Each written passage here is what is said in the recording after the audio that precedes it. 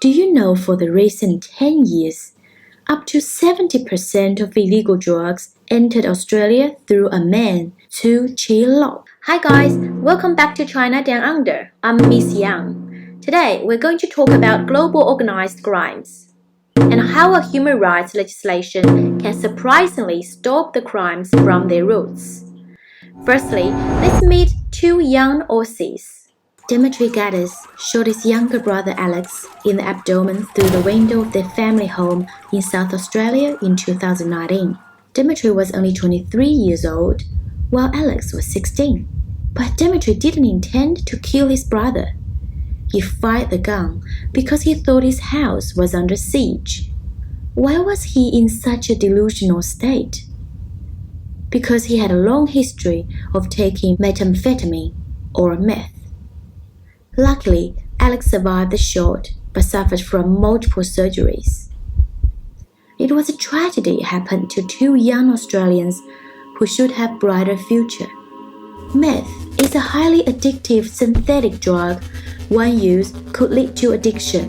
It causes dramatic changes in the brain. Although it's an illegal drug, surprisingly, it's easy to get in Australia. You might get it in pubs or parties. Almost 3,000 kilos of illegal drugs are smuggled into Australia every year.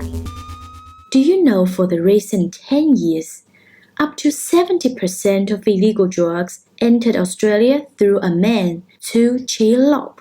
People call him Brother Number 3 or Sam Gor in Cantonese. Sam Gor just looks a normal Chinese folk, short and plain.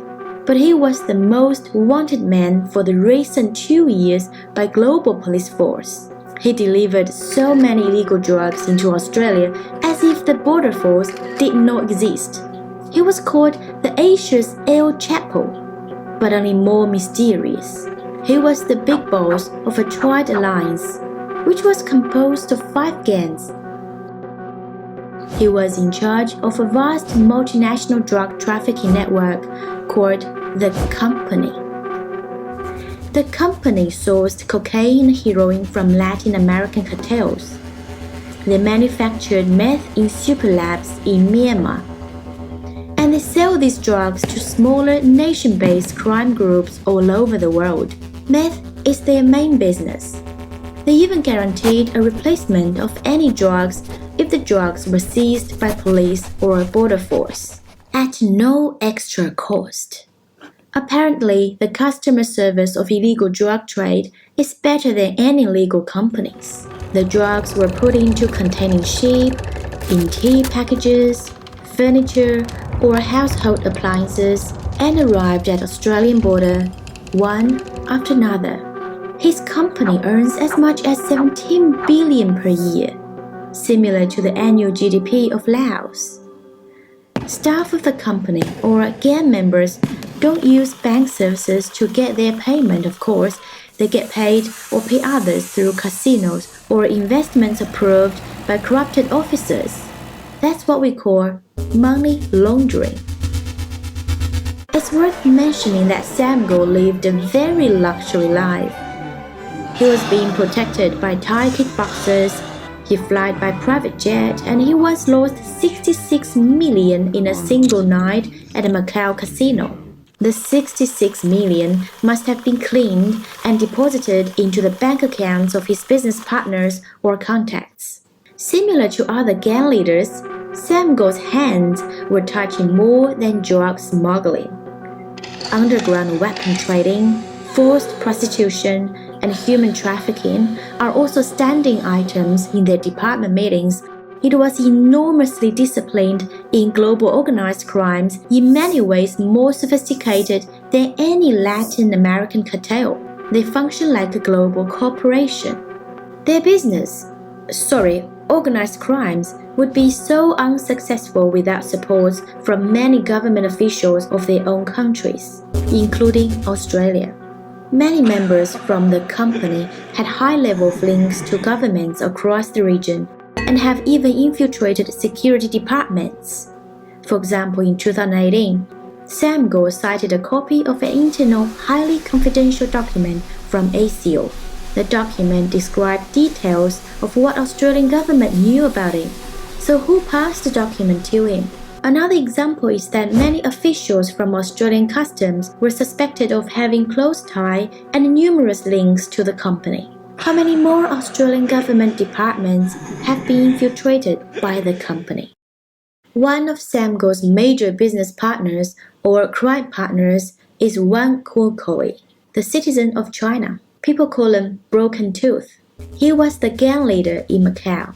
However, after he was released from Macau prison in 2012, he became the founder of the World Homeland Historical and Cultural Association, which is affiliated with the World Homeland Association.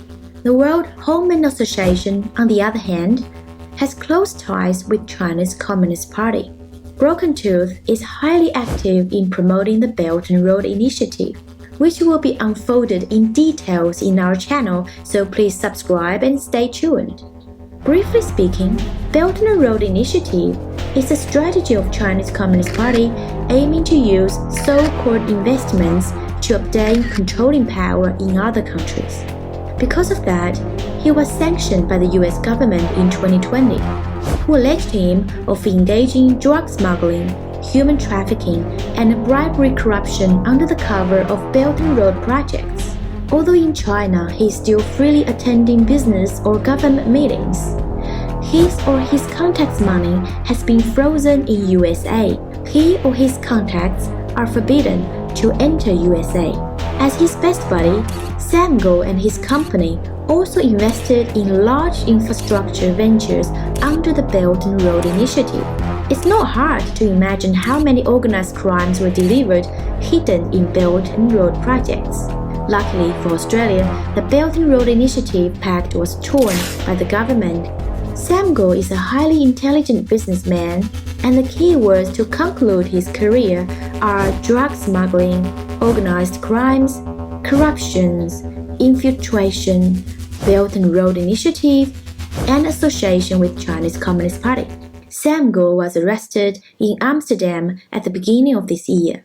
Australian government pushed to extradite him back to Australia to face trial, given the damage he has caused to Australians. However, illegal drugs continue to pour in Australia after the arrest of Sam Gor. The company is still functioning. Organized crimes are still happening. So, what is it keeping everything moving as usual? It's not gang leaders or gang members. It's money. Without money or without the circulation of money, the company would be disabled, so as many other similar criminal networks. With current law system in Australia, it would be difficult to cut the circulation of dirty money, as long as there are casinos and corruptions at the government level. However, an act targeting human rights abuse can do the job. Magnitsky legislation. If you don't know what it is, please click the link up here. Briefly speaking, Magnitsky Act empowers Australian government to freeze the money in the banking system after the money has been identified belonging to the contacts of the gang members. The contacts may be their families or friends who may not involve in the crimes at all, however, helping them to carry the money. That means even the dirty money has been cleaned through casinos or so-called investments. It could still be frozen by the government, which makes the money laundering pointless. If Magnitsky Act was passed in Australia, none of Sam Gor's friends, family members, staff members, or contacts could enter Australia if they are not Australians. Magnitsky Act is a powerful legislation, precisely and broadly disabling global crimes networks by cutting their sources of funding. Great news is Australian government is going to pass Magnitsky Act at the end of 2021. So after United States, Europe, and Canada, Australia is the fourth passing this act. We'll continue to talk about the after effects of Magnitsky Act in Australia. Please stay tuned. We open this channel to review what the mainstream media is reluctant to report, especially the topics of the infiltration to Australian from Chinese Communist Party. So please subscribe to our channel and stay tuned for future videos. Bye for now.